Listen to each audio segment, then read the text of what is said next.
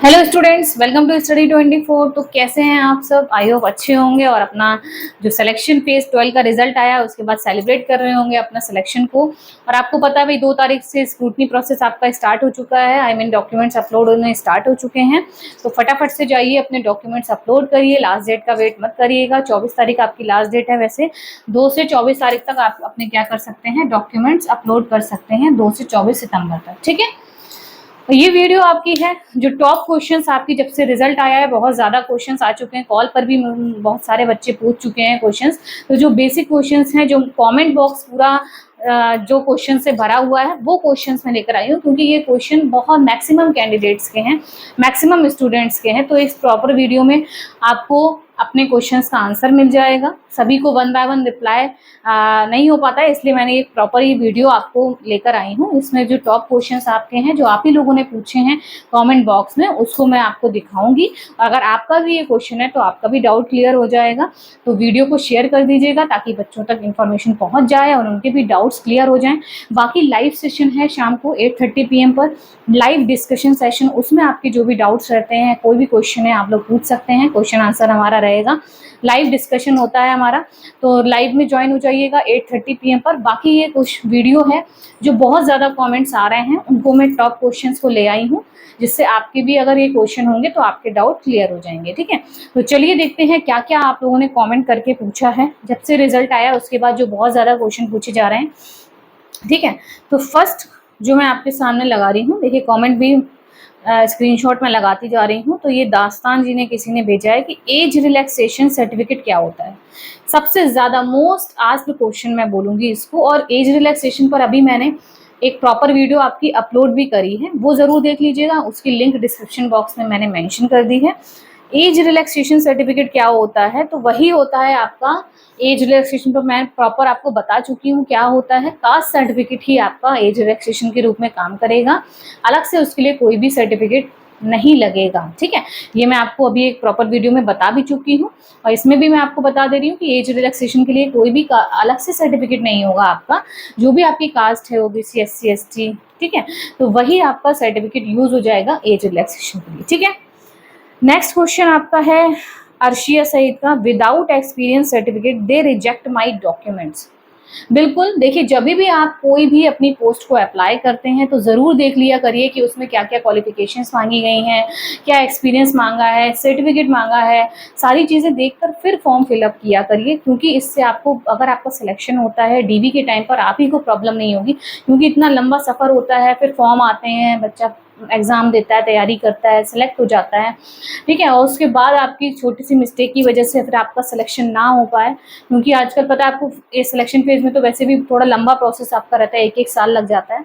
तो इसलिए अच्छे से देख लिया करिए जिस पोस्ट के लिए आप अप्लाई कर रहे हैं वो सारी क्राइटेरिया आप फॉलो कर रहे हैं या नहीं कर रहे हैं। एक्सपीरियंस जिसमें मांगा गया है उसमें आपको एक्सपीरियंस दिखाना ही पड़ेगा, वरना आपका फॉर्म रिजेक्ट हो जाएगा। ठीक है, तो बिल्कुल अगर आपके पास एक्सपीरियंस नहीं है तो बिल्कुल आपका फॉर्म रिजेक्ट कर देंगे वो लोग, क्योंकि उन्होंने एक प्रॉपर क्राइटेरिया रख रखा है। कहीं कहीं पर आपका सर्टिफिकेट, जैसे कि मैं बताऊं, कुछ बच्चों की कॉल्स भी आई थी कि मैम मेरे पास सर्टिफिकेट नहीं है। तो मैंने उनसे यही कहा था कि आप सर्टिफिकेट बनवा लीजिए। अगर आपका नहीं बना है तो अगर वो बन सकता है, क्योंकि क्रूशियल डेट से पहले का होना चाहिए। क्रूशियल डेट से पहले अगर आपका सर्टिफिकेट बन जाता है तो बनवा लीजिए, अगर आपने कोई ट्रेनिंग पहले कर रखी है और सर्टिफिकेट आप नहीं ले पाए हैं।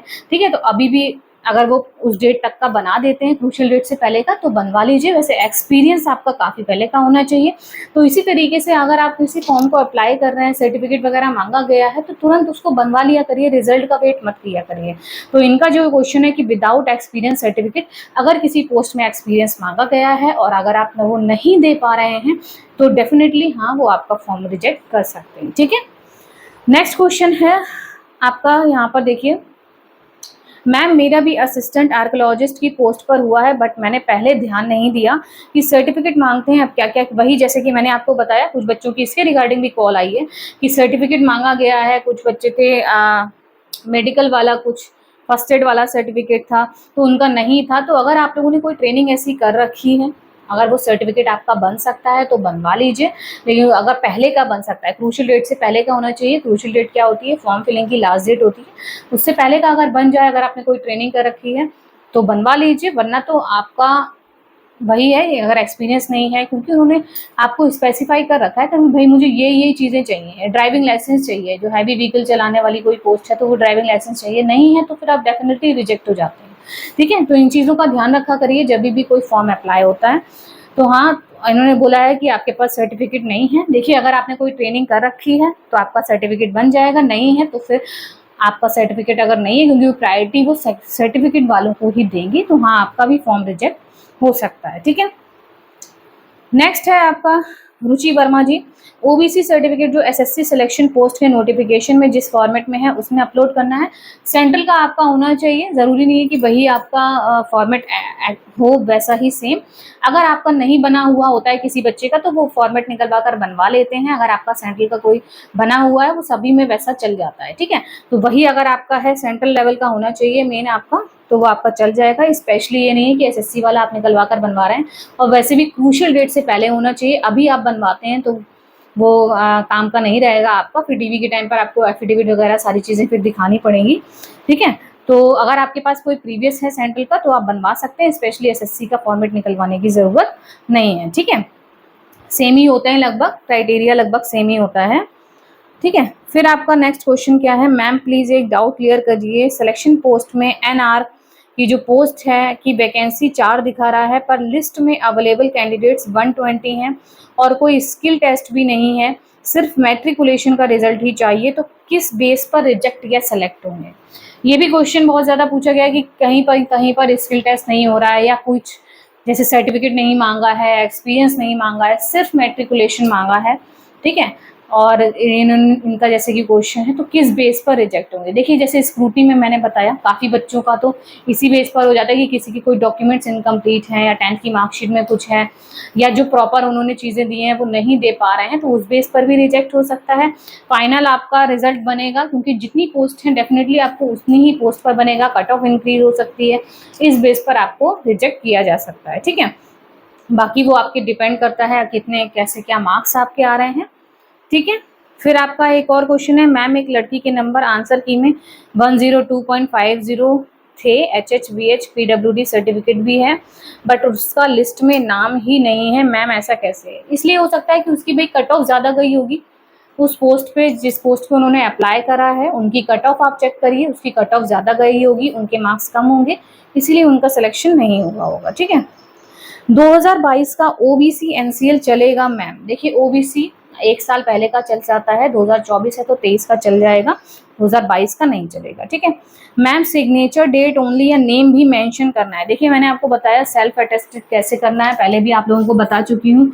अपना नेम डालिएगा, फिर साइन करिएगा और फिर डेट डाल दीजिएगा, ये होता है आपका सेल्फ अटेस्ट। ठीक है, सेल्फ अटेस्ट। तो इस तरीके से आप लोग अपना फॉर्म जो फोटोकॉपी है वो सेल्फ अटेस्ट कर सकते हैं। ठीक, और क्या आपका है, क्या हमको 10th की मार्कशीट अपलोड करनी है या कोई भी कर सकते हैं? जैसे 12th, भाई जिस पोस्ट के लिए आपने अप्लाई करा है, अगर उसमें ग्रेजुएशन की पोस्ट है वो, तो ग्रेजुएशन की करिए। 10th 12th तो फिर आपका पड़ेगा ही, 10th तो मैंडेटरी है, लॉगिन करने के बाद फिर आपकी पोस्ट खुलेंगी आपकी आके। 12th मांगा है तो 12th की भी करनी है, ग्रेजुएशन मांगा है तो ग्रेजुएशन की, जो भी मांगा गया है आपकी पोस्ट के अकॉर्डिंग वैसे ही आप अपना करेंगे। ठीक है, मार्कशीट्स को अपलोड। फिर आपका क्या है, मैम डॉक्यूमेंट अपलोड करते समय सेल्फ अटेस्ट भी लिखना है? लिखना नहीं है, सेल्फ अटेस्ट मतलब ये आप अपना खुद का नाम लिख रहे हैं, साइन कर रहे हैं, तो मतलब सेल्फ अटेस्ट कर दे रहे हैं। ठीक है, लिखना नहीं होता कि भाई मैंने सेल्फ अटेस्ट कर दिया है। ठीक, the photo copy should be black and white और कलर्ड? भाई ब्लैक एंड व्हाइट निकलवा लीजिए, चाहे कलर्ड, ब्लैक एंड व्हाइट निकलवा लीजिए, कोई इसमें वो नहीं है कि भाई कलर्ड ही निकलवानी है। मेन ये है कि फोटो कॉपी निकलवा कर उसको सेल्फ अटेस्ट करना है। ठीक है, चलिए नेक्स्ट है आपका कास्ट सर्टिफिकेट कितने दिन पुराना होना चाहिए? देखिए, SC ST का 4-5 साल पुराना भी चल जाता है आपका, स्पेशली सेंट्रल का होना चाहिए, आपका सेंट्रल फॉर्मेट में होने चाहिए सारे कास्ट सर्टिफिकेट।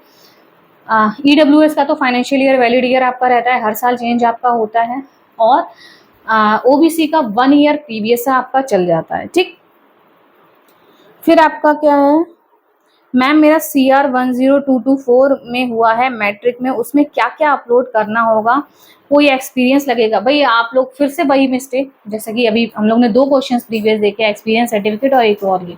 आपने इस पोस्ट के लिए अप्लाई करा है, आपने जब नोटिस में पढ़िए इस पोस्ट में क्या क्या चीज़ें मांगी गई हैं, अगर एक्सपीरियंस मांगा गया है तो आपको देना पड़ेगा, अगर कोई सर्टिफिकेट स्पेशली मांगा गया है तो आपको देना पड़ेगा।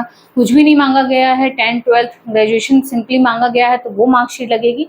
कोई भी फॉर्म अप्लाई करने से पहले, पोस्ट अप्लाई करने से पहले वो देख लिया करिए, नोटिफिकेशन में सारी चीज़ें आपकी होती हैं। तो आप ये चेक करिए कि भाई इस पोस्ट में क्या क्या चीज़ें मांगी गई हैं, लॉगिन करके अपने नोटिफिकेशन में जाइए, चेक करिए, तो आपको पता लग जाएगा कि भाई इसमें क्या मांगा गया है, एक्सपीरियंस मांगा गया है या नहीं मांगा गया है। ठीक है, फिर आपका क्या है, मैम मैंने एज रिलैक्सेशन में यस कर दिया था, मुझको पता नहीं था और मेरी एज है 21, अब क्या करूं प्लीज टेल मी।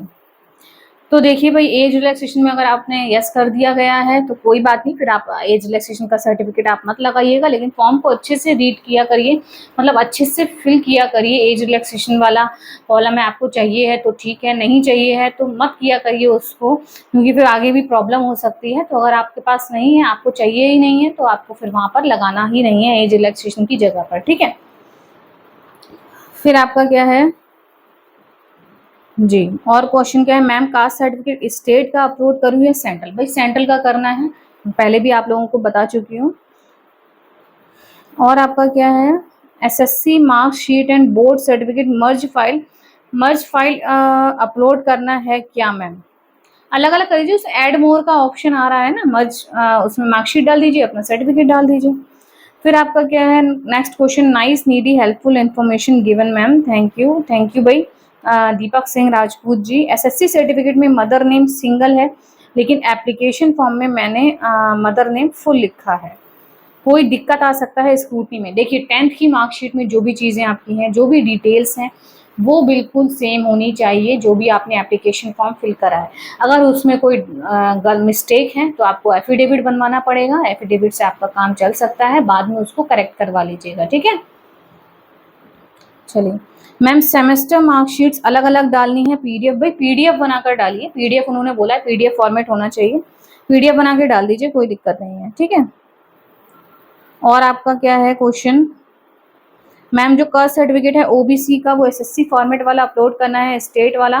भाई आपका मैंने बताया एसएससी फॉर्मेट का है तो ठीक है, सेंट्रल लेवल का आपका होना चाहिए, सेंट्रल वाला आप लोग करिए, स्टेट का नहीं, क्योंकि सेंट्रल की आपकी जॉब है, एसएससी की जॉब है। ठीक है, तो ये कुछ आपके क्वेश्चन थे जो बहुत ज़्यादा पूछे गए हैं, रिपीट हो रहे हैं क्वेश्चन, तो वो मैंने पर्टिकुलर उठा लिए हैं। तो आई होप आपका अगर इसमें कोई क्वेश्चन होगा तो डाउट क्लियर हो गया होगा। बाकी अगर कोई डाउट रहता है तो ये नंबर है, इस पर आप लोग कांटेक्ट कर सकते हैं। अगर आपको डायरेक्ट मुझसे कॉल पर बात करनी है, पेड कंसल्टेंसी रहती है, 100 रुपीज़ आपको पे करने पड़ेंगे, ये स्कैनर है, तो आप डायरेक्ट मुझसे कॉल पर बात कर पाएंगे। बाकी लाइव सेशन है 8:30 PM पर, उसमें ज़रूर ज्वाइन हो जाइएगा। और आपको पता है मैं अकाउंटेंट भी हूँ, तो आपका कोई वर्क रहता है ITR PF GS GST, और आपका लोन हो गया, MSME है, फूड लाइसेंस, जो भी आपके वर्क रहते हैं आप लोग करवा सकते हैं, बहुत ही मिनिमम चार्जेस में आपके सारे वर्क यहाँ पर हो जाएंगे। तो मिलते हैं फिर आपको नेक्स्ट वीडियो में। आई होप आपके कुछ डाउट्स क्लियर हो गए होंगे। तो वीडियो को शेयर करिएगा, चैनल को सब्सक्राइब कर लीजिएगा लेटेस्ट अपडेट्स के लिए। Thank you.